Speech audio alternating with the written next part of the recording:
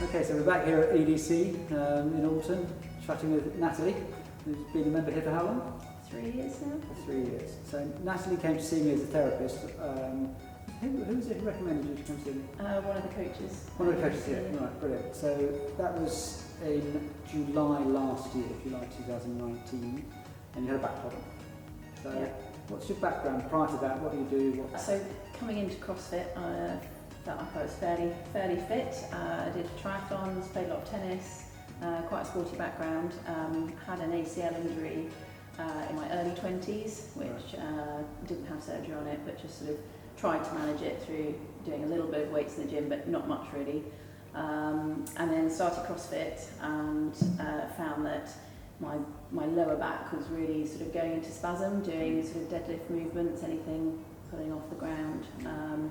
And then just one day sort of did, I think it was deadlifts into box jumps, and just felt a really big spasm, and then I was sort of out for about 6 months. When you came to see me, we looked at the sequence of muscle firing through your hamstrings and your glutes, and we found that there were some abnormalities there, and that basically the hams were firing up before the glutes were in the sequence. We then looked at Barefoot Science Insoles as an intervention, and I think I explained to you at the time, and one of the things is that they fire up, from the stimulation they provide to your feet, they fire up this pattern of movement through the posterior chain, the calves, the hamstrings, the glutes, and the paraspinal back muscles. So what's been the change? How have things gone? Well, instantly I felt quite a big difference wearing the insoles, and then also doing the corrective exercises. I felt like my lower back wasn't trying to dominate everything, and the other muscles were sort of working a bit better, and just doing them really regularly and wearing the insoles regularly. I just found over time it sort of really helped to fire everything up, and so gradually came back into CrossFit, and now I feel fantastic. Any problems with the back? Any repetitions or anything? Once or twice had sort of felt it spasm a little bit, but nothing like it had done in the past. But on the whole, I feel that I've really improved. Yeah. These are the shoes that I wear on a daily basis. I do a lot of sports coaching, so I'll wear these for my sports coaching. I wear them for walking, and I just slip the insoles in. So I just feel like they're really useful because I can choose what shoe I want to wear. If I want to wear slightly more robust shoe if it's raining or whatever, I just take the insoles out and slip them in there. So you find that's nice and easy to really do. Easy to do. And you've got full length or three? Yeah, these are full length insoles in here. So these are the insoles. Just so simple, just slip them in, and then when I'm at home as well, if I want to slip them in my slippers, I can do that. So yeah, really versatile. Do weights in the gym? Do you wear these as well, or do you wear something? It depends. I'd wear these warming up. And then maybe if we were doing quite a lot of box jumps or something with a bit of impact, I'd probably slip into my CrossFit shoes, which are generally they're quite minimal anyway, but they've got a bit more of a stable sole, so a bit more of a better platform, I suppose, for lifting. And they've got the heels, so if you're doing handstand press-ups and things like that, they're sort of a bit more CrossFit specific, I suppose. I was going to pick you up on was I've noticed you're only still on the lowest level of insight. So obviously you lost something in the translation here when you were talking about these a year or so ago.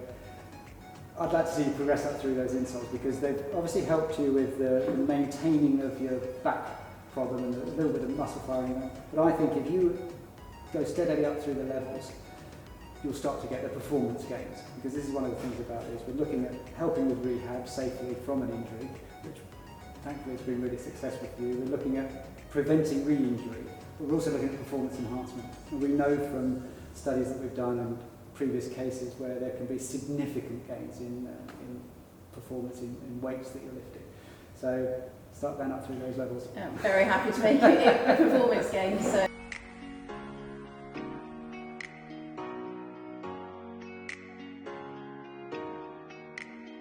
So what we'll do, we'll just demonstrate some of the glute firing exercises we were doing. So I'll test first. So if we use your left leg, if you just raise your left leg about 4-6 inches off the toe, a little bit lower than that, and back down again. So we're looking to see whether your glutes and your hamstrings are firing. Up you go. Yeah. So with this leg, there's still a slight dominance in the hamstring there compared to the glute. We'll try this one. That glute's firing up really nicely. Okay. And the other thing that we notice again, if you lift the left leg, there's a tendency that it wants to rotate as you're lifting. Yeah, we do the right leg, less so. Still a slight rotation there, but less so. So that's something that I think that we looked at before. So your hip rotated, your external rotators are cutting in as you're coming up. So I think one of the exercises we were looking at was a straight heel raise up to the ceiling. So we want to make sure that glute fires up, and again we see that rotation. So what I'd suggest that you do, Natalie, is we'd have a box or a wall or something, so I'll be that. If you now raise up, we're giving you a reference point to try and keep the leg from rotating as you raise it up. So keep your hips flat on the floor and down. So you may have to go slightly lower at the moment, that's it. Down. So you keep the control, just like with all the training you do in the gym with your lifting techniques. Form is everything. And then we try the other one. So again, we're looking at maintaining that. So you just keep a reference here as you come up and down, down. You want to make sure that stays down, yeah. So don't go any higher than up there. Good. You really feel that in that big. Yeah. So we're making it work. We're stopping the external rotators from cutting in. Good, yeah. So there's a definite tendency for that leg to want to drift out. So your abductors are cutting in as well. A small ball in between your thighs. So if you just bring your knees together, and I'll just use my hand as a reference point there. So again, if you bend your left foot up, and just try and maintain that contact there and down.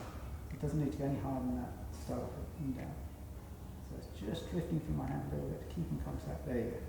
And down. And good. Can you feel that working? Good. So I was doing rollouts at this on the double leg. And then I was doing single leg ones as well. Making sure that your pelvis isn't tilting. So you keep them level across the pelvis. Tummy muscles engaged. Yeah. Yeah, and then I was also doing straight leg, so raising. Yeah. Again here. Yeah. Working the glutes there. So the hamstrings are fixed. This is the glute, being the working muscle now. Yeah, and then single ones as well, which is a little bit more challenging, especially with trying to do holds and keeping my hips level. Yeah. Good. Yeah. So there's just the slightest rotation at the top of that movement. That's pretty good. I find the left one a lot harder because that's the injured knee. Yeah. Yeah, and there's that rotation that we're talking about. So try and keep that. Come down. There you go. There. Yeah. So there's the tendency, as always, we're looking at the same pattern, face down or facing upwards. The thigh wants to rotate a little bit. Yeah. So we need to be working on those internal rotations as well. So with the full rollouts, these ones I do about 20 double leg and then 10 on each leg, 10 singles. And then the same with the glute bridges, do 20 double and then I hold for 10 seconds on one leg and 10 seconds on the other. And I repeat that for 3 sets, as well as doing all the other activation ones on my front. And I'll also do some banded walks and squats and things. So going back to what we were saying earlier, when I was saying about going up through the levels on the insoles, hopefully what you'll find is that you don't have to do as many of the activation exercises.